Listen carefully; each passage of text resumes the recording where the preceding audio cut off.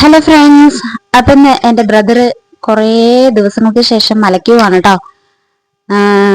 എനിക്ക് തോന്നണു ഒരു 10, 28, 30 ദിവസമായി തോന്നുന്നു. കുറച്ചും കൂടി ഇരിക്കാനാ വിചാരിച്ചത്, പക്ഷെ അവ പെട്ടെന്ന് പോവാന്ന് വിചാരിച്ചു കേട്ടോ. അപ്പൊ ഇന്ന് ഞങ്ങൾ മലയ്ക്ക് പോകാൻ പോവാണ്. അപ്പൊ പാലക്കാടുള്ള വേലിപ്പള്ളി സ്വാമിയുടെ അവിടെ നിന്നാട്ടാ പോണത്. അപ്പൊ ബാക്കി ശേഷം നമുക്ക് വീഡിയോയിലോട്ട് കാണാം കേട്ടോ. ഞാനപ്പോ ready ആവാന്ന് വിചാരിച്ചിട്ടോ.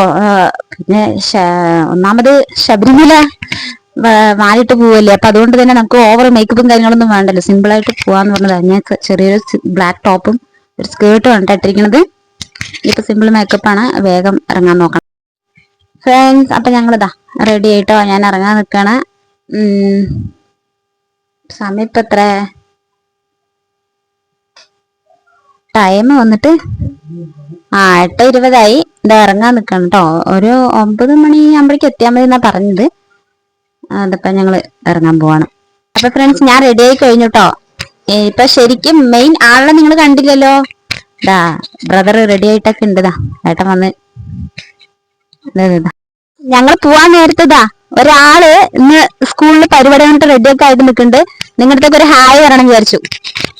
Hi hi, happy Christmas. Happy Christmas. പൊളിച്ചില്ലേ? എന്താണ് പരിപാടി സ്കൂളില്? ക്രിസ്മസ്. അവളുടെ അവിടെ ക്രിസ്മസ് പ്രോഗ്രാം ആണ്, അതുകൊണ്ട് അവള് റെഡി ആയിട്ട് പോവാൻ നിക്കാണ് കേട്ടാ. ഫ്രണ്ട്സ്, അമ്മയ്ക്ക് പനി ആയതുകൊണ്ട് അമ്മയും വരുന്നില്ല. അമ്മ ഒന്നും പറയാണ്ട് സ്തംഭിച്ച് നിക്കാണ് ഗൈസ്. ഞങ്ങൾ രണ്ടാളും പോകുന്നു കേട്ടോ. അമ്മയില്ലാത്തൊരു കുറവ് സങ്കടം തന്നെയാണ്. ഞങ്ങൾ ഇറങ്ങാണ് കേട്ടോ, സമയായി. ഏട്ടൻ വണ്ടി എടുക്കാൻ നിക്കാണ്, ഞങ്ങൾ ഇറങ്ങാൻ നിക്കാണ് കേട്ടോ. അങ്ങനെ ഞങ്ങൾ KSRTC എത്തിട്ടോ. നിങ്ങളിത് KSRTC വന്നു വെച്ചാൽ ഏട്ടൻ്റെ വണ്ടി അവിടെയാണ് പാർക്ക് ചെയ്തിട്ടുണ്ടായിരുന്നു കേട്ടോ. അങ്ങനെ ഞങ്ങൾ വണ്ടിയും പാർക്ക് ചെയ്ത് നേരെ പോയി. അപ്പോൾ ഗൈസ്, ഇതാണ് കേട്ടോ വേലിപ്പിള്ള ഗുരുസ്വാമി അമൃതഭവനം.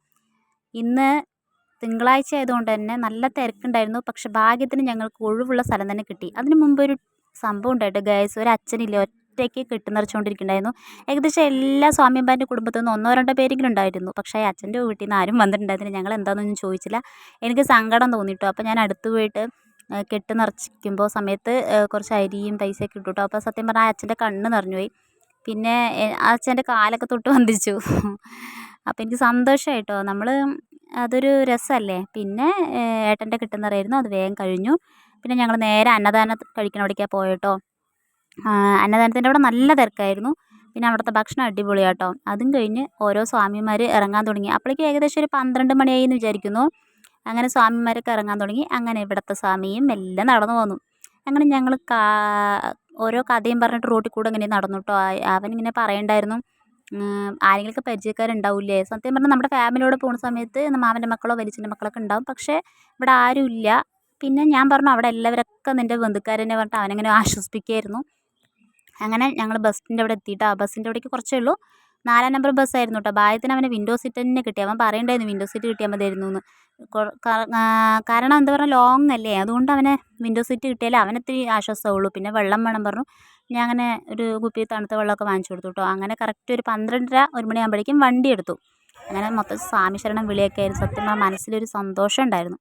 പിന്നെ തൊട്ട വീട്ടിലെ അമ്മനെയും കൂട്ടി ഞാൻ അങ്ങനെ വീട്ടിലേക്ക് പോന്നു കേട്ടോ. അപ്പം ഞാനിതാ പരിപാടിയൊക്കെ കഴിഞ്ഞ് വീടെത്തിട്ടാ.